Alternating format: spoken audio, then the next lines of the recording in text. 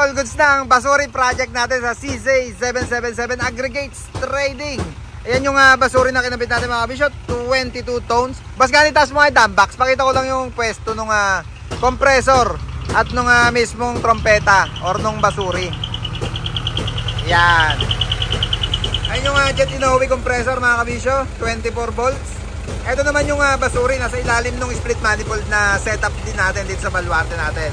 Yan yung setup natin na manifold. Ito yung setup natin na basuri. At yung compressor, sa loob tayo. Bas gani, sound check ko lang. Ito yung pinaka-module niya mga kabisyo. Ito yung switch. Yan, syempre 22 tones na basuri version 4.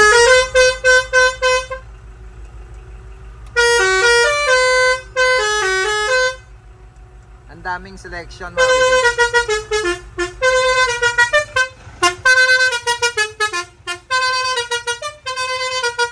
Okay na.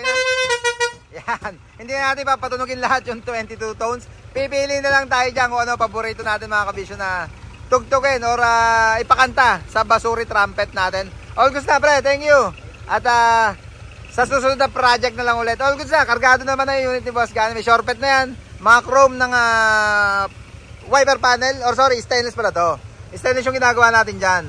Tapos yung side mirror cover naman, mga chrome. Yan yung chrome. Ito yung weather strip chrome. Lower door chrome. Bumper niya chrome yung harap. Yung extension natin ng bumper, stainless mga kabisyo, aluminum yung tabon.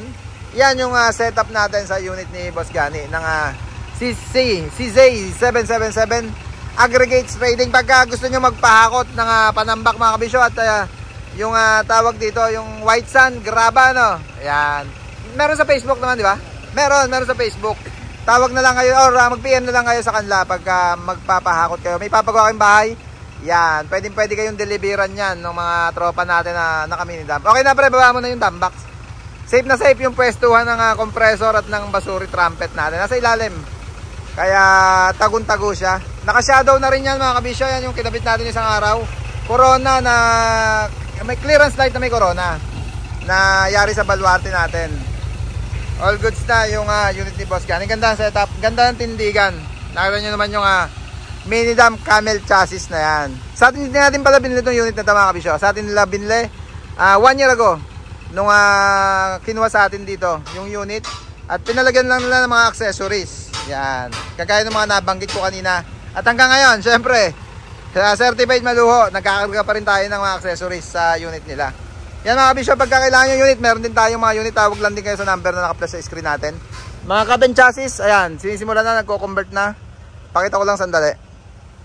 16 feet cabin chassis, wide, 4HF1 inline, 6 stud. So yan, walang laman yung loob. Inuumpisa na kasi mga kabisyo na i-convert. Kaya tinanggal na lahat yung laman dito. Unahin na ilipat yung manubela, tawag dito, hydrovac, clutch booster, cambio, tsaka yung dashboard na. Para all goods na. Pati upuan, syempre.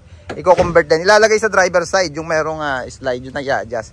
Ito naman yung unit ni Sir Rex, yung binili niya sa atin na 4HJ1. Yan, 4HJ1 inline. Inumpisa na rin. Pintura. Naka-convert na to. Yan, converted na sa kaliwa na yung manubela niya. Cabin chassis din yung binili sa atin. Ito pa isang available ko mga kabisyo. 4HL1 naman to na 14 feet, 6 stud. Yan, ito pa isang available ko, 10 feet. Baka kailangan yung 10 feet, Murayta lang to. Tawag lang kayo sa number na naka-flash sa screen natin. Bigay ko na mababa ito. Kasi mga kabisyo, nirecon ko to. Ayan, napabayaan ko na dyan. Bago siding niya. 4BE2 ang makina niya. Bago ang siding niyan. Siyempre, pag kukunin nyo sa atin to, i-refresh natin ulit. Ayan o, hanggang puwit niya, naka-setup na mga taillight niya, mudguard niya. Meron na rin tapaludo. Tangke niya, may balot pang stainless. Ganda ng chassis niyan mga kabisyo. Maganda chassis. Okay ang baby chassis. Siyempre, basal ng baby chassis niyan. Sorellas flooring. Sabi nga na, yung bed niyan, inayos na natin.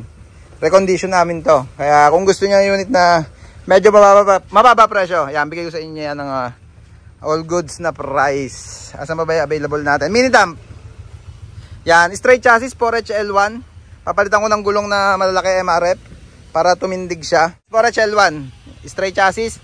Yan, pagka kailangan nyo ng mga mini dump, mga bisyo, tawag lang kayo. Ito pa isang mini dump ko, 4HG1 naman to. Ito, malupit-lupit to, isang to.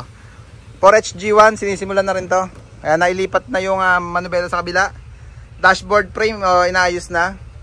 Nakita nyo naman yung mga conversion natin dyan na galing Japan, i-convert ng left hand drive, mga right hand drive. Kasi ito naman yung mga ulo mga kabisyo na for salpak na to.